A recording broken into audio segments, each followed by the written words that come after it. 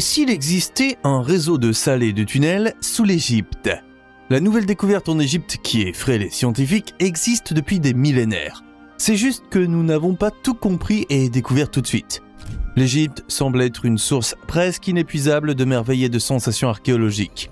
Même après plus de 2 siècles de recherche intensive sur cette ancienne civilisation, de nouvelles découvertes émergent constamment, nous permettant de plonger encore plus profondément dans l'histoire. Ramsès II a visité la France. Ramsès II a été l'un des plus grands pharaons que le pays du Nil ait jamais connu. Son règne a duré un nombre incroyable de 66 ans, et Ramsès en a profité pour s'immortaliser à jamais dans les annales du pays et du monde. Ramsès II est devenu une légende. Ses constructions monumentales ont été préservées jusqu'à aujourd'hui et inspirent des millions de visiteurs chaque année. Le célèbre temple rupestre d'Abou Simbel est l'un des édifices de Ramsès les plus connus. Et le souverain s'est placé devant l'entrée en quadruple exemplaire. Ramsès s'est inscrit à jamais dans l'histoire du monde avec des constructions qui ont fait date et il aimait aussi se faire ériger des statues monumentales à son effigie. L'une des représentations les plus impressionnantes de Ramsès a été découverte de façon surprenante dans un quartier résidentiel moderne du Caire. Cette colonne de pierre de 8 mètres se trouvait probablement autrefois sur une place de l'ancienne capitale d'Héliopolis. Réalisée en pierre dure de quartzite, elle montre le pharaon dans le style typiquement égyptien et en érection majestueuse et divine. La statue a probablement été réalisée après la victoire de Ramsès à la bataille de Kadesh contre les Hittites. Bien que la bataille elle-même se soit soldée par un match nul, Ramsès l'a dépeinte comme une grande victoire et l'a immortalisée dans plusieurs de ses monuments. La personnalité de Ramsès est souvent décrite comme charismatique et dynamique. Il était connu pour son ambition et sa détermination à étendre les frontières de son empire et à consolider son pouvoir. En 1213 avant Jésus-Christ, Ramsès II est vraisemblablement mort à l'âge de 90 ou 91 ans. En 1976, sa momie a dû être traitée par des experts car elle avait commencé à moisir à cause de l'humidité. Les restes de Ramsès, mort depuis près de 3000 ans, ont été transportés en France à cette fin.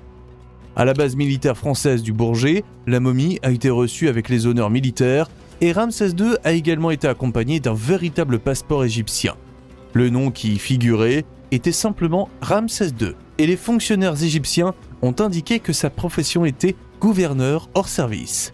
Ramsès aurait certainement aimé cela. La mystérieuse tombe de Net dans la Cité des Morts. Un siècle après la découverte de la tombe immaculée du pharaon Toutankhamon, les archéologues ont fait une découverte importante sous la forme d'une mystérieuse tombe attribuée à une reine jusqu'alors peu connue nommée Net. Cette reine était étroitement associée à l'ancienne déesse de la guerre, Net, qui jouait un rôle majeur dans le panthéon égyptien au cours de la première dynastie. Avant cette découverte, il n'y avait pratiquement aucune mention de cette femme dans les documents historiques connus. Cela rend cette découverte particulièrement intéressante, car elle a le potentiel de réécrire l'histoire et de redéfinir complètement notre perception du monde égyptien antique une fois de plus. Net est également l'une des 4 déesses patronesses de la chasse canonique du tombeau de Toutankhamon. Au fil des ans, des centaines de tombes ont été fouillées dans la nécropole de Saqqara, notamment celles des grands rois et des grandes reines. Normalement, cependant, les personnalités figurant sur les monuments importants sont mentionnées par leur nom, ainsi que leur règne. Mais il n'y avait aucune mention de Net. À proximité, les chercheurs ont trouvé les restes de certains des plus proches généraux et conseillers du jeune roi Toutankhamon. Ses alliés politiques ont été enterrés dans les cercueils magnifiquement conçus et décorés. Les sarcophages étaient amoureusement décorés de visages uniques et le nom et la fonction du défunt étaient inscrits sur chacun d'eux. Net était probablement une concubine du roi Téti I, le premier grand souverain de la première dynastie. Téti a fait construire une imposante pyramide à Saqqara en son honneur. Comme Net a été enterrée avec tant d'amour et ornée de nombreux objets funéraires et de riches inscriptions, elle était probablement très chère à Téti et au peuple. Il est possible qu'elle n'ait pas été mentionnée parce qu'elle avait des rivaux qui ont empêché son immortalisation dans les annales royales du pays. Un réseau souterrain? Existe-t-il des salles et un réseau de tunnels sous les grandes pyramides qui relient d'importants bâtiments en Égypte? Certains parachercheurs modernes prétendent exactement cela, mais ces personnes ne sont pas les seules. Dans l'Antiquité, l'érudit égyptien Hérodote est venu sur les terres du Nil et a laissé derrière lui de nombreux écrits, dont les descriptions des salles sous les pyramides qui n'existeraient plus aujourd'hui. Hérodote est aujourd'hui considéré comme le père de l'historiographie. Il vivait au 5e siècle avant Jésus-Christ et a décrit divers aspects de la civilisation égyptienne, notamment des descriptions détaillées des pyramides de Gizeh ainsi qu'un système de chambres et de passages souterrains.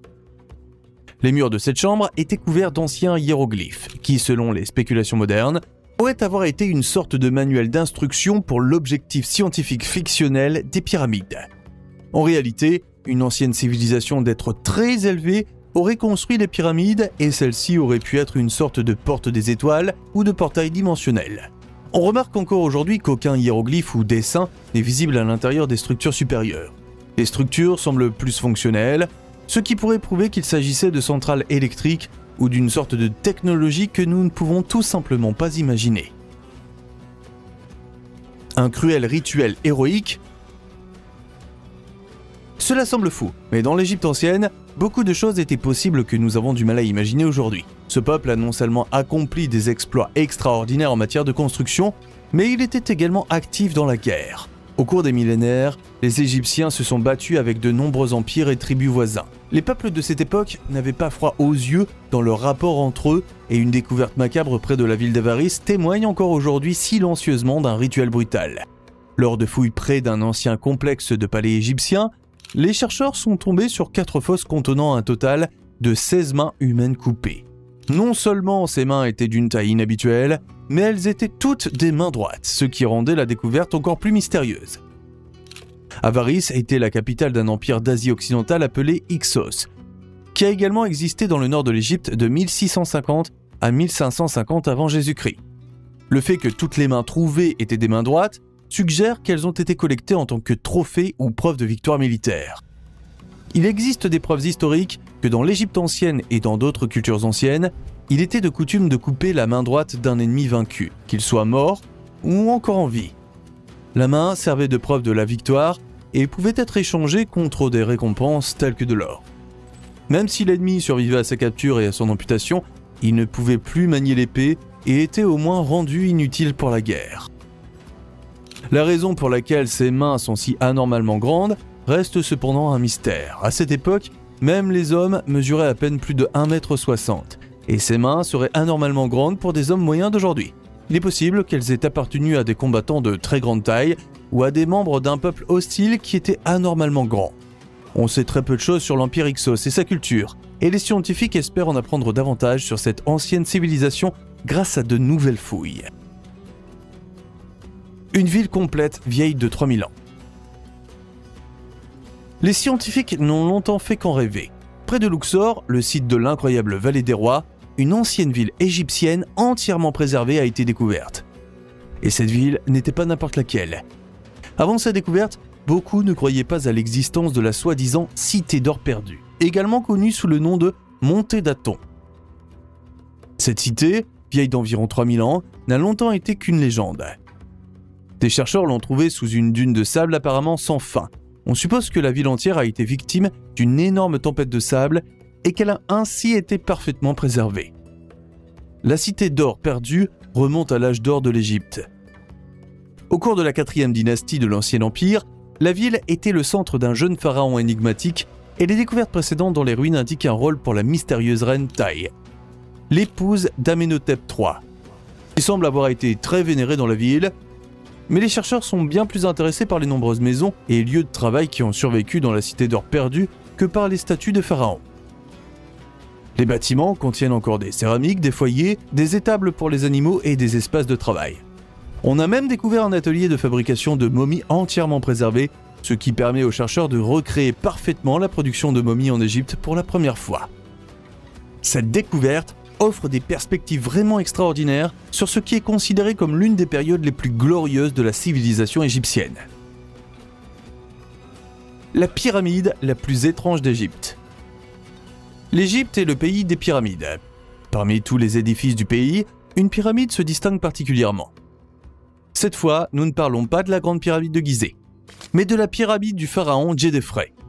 Située à Abu Rawash, à environ 8 km au nord des grandes pyramides de Gizeh, les ruines de cette pyramide sont particulièrement fascinantes et mystérieuses, car elles ont été trouvées dans un état d'inachèvement ou de destruction.